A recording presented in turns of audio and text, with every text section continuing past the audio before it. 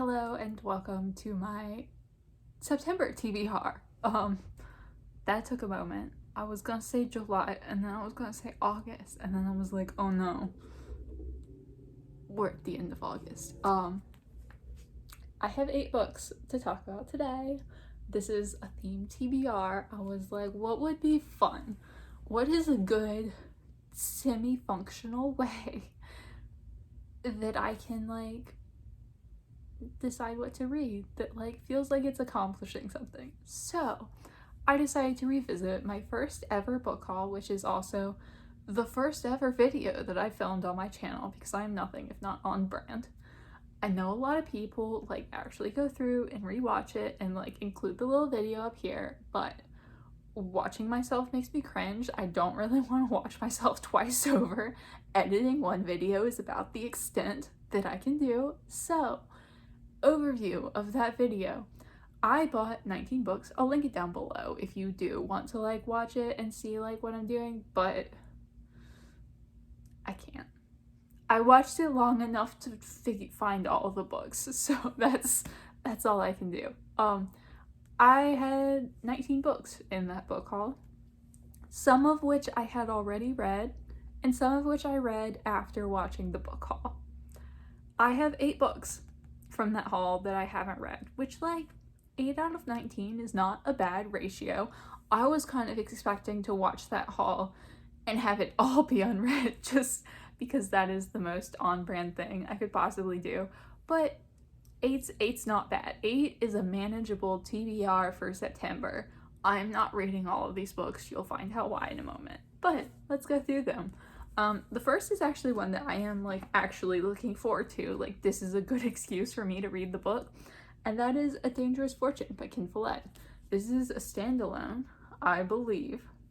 It's historical fiction. I don't know that much about Ken Follett, but it's a standalone and it's kind of short, relative to Ken Follett. It's 500 pages, but a 500-page standalone for Ken Follett is heavily edited. He's holding himself back. I have Ken Follett books on my shelves that are massive. So this is a really good place to start, and I'm stoked to get into this. I have no concept of what it's about apart from historical fiction.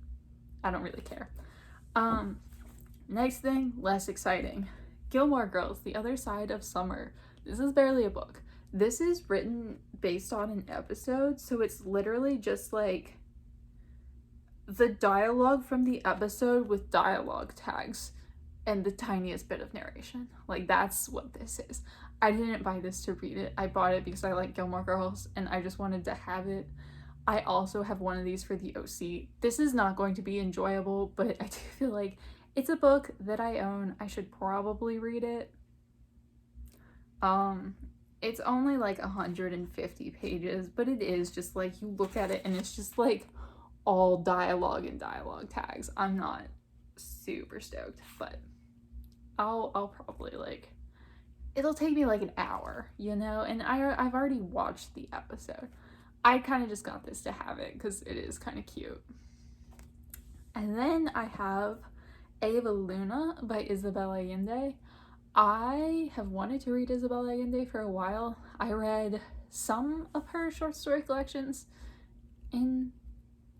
not some. I read at least one of her short stories in college, and I do actively remember enjoying it. So I want to read this. I just I have a few of her books on my shelf and I just have never gotten around to picking them up. I don't tend to go for magical realism. I like things to either be super high fantasy, not associated with the real world at all, or super down to earth, contemporaries that are basically in the dirt for how down to earth they are. I don't like stuff in between, but I do know she's kind of a legend at this point. So Splain is down here cuddling my books and it's super cute. She's adorable. Bee Season by Myla Goldberg. I don't know what this is about. I mean, it's about a spelling bee and a kid in school, I think, and family, and I don't know anything about this, but my father likes Myla Goldberg, I think, and the Decemberists have a song about Myla Goldberg. Again, don't know anything about her, but have always wanted to read her. She's just been on that list of like, I would like to have read Myla Goldberg, and she seems like someone that I will probably enjoy. So here's hoping I do. But again, this is like an adult contemporary or historical fiction. One of the two. She like wins the spelling bee, I think. I don't know. I'll probably like this. It gives vibes that I'm going to like it. Let's go with the one that I'm not gonna read. This is a TBR, but I cannot see a world in which I read Don Quixote in September. I'm just being realistic here.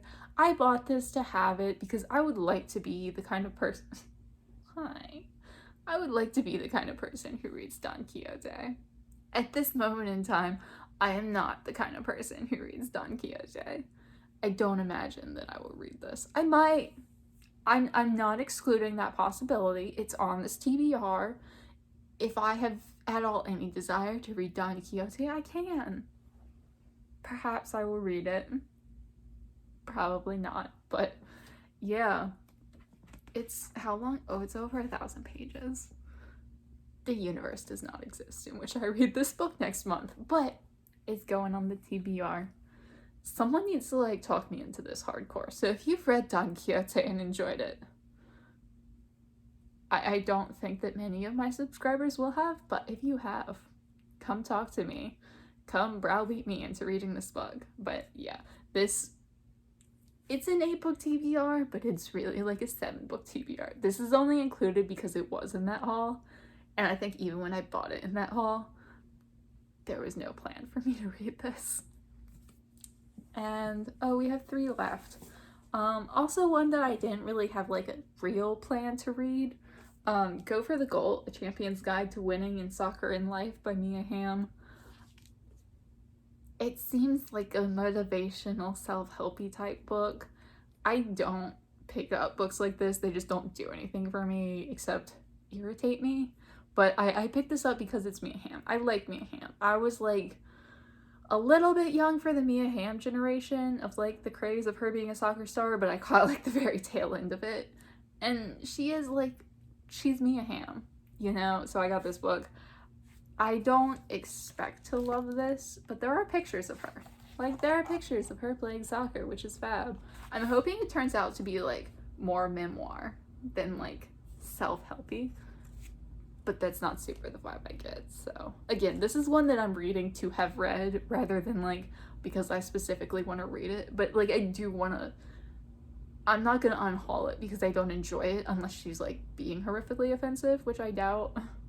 This seems more bland than anything, but it's gonna stay on my shelf. I just don't think I'll like the reading experience. Then I have The War of the Worlds by H.G. Wells, a sci-fi classic. I have not been doing super well with the sci-fi classics recently, but I am still dipping my toe into the sci-fi genre, and I am enjoying a surprising number of those books. We will see if I like H.G. Wells. I do like genuinely want to read this. It sounds interesting. We'll see. We'll see. I hope I like it. This is one that I feel like I might. Like, I feel like I'm going in with a lot of nerves of like, old sci-fi, not my thing. And then I feel like there's a fairly good chance that I'm gonna like be actually really interested by it. Fingers crossed.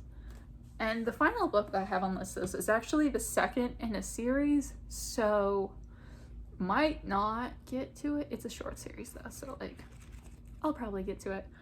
This was actually on my TBR last month, not last month, the month before last, and I never read them because I'm lazy and worthless at TBRs.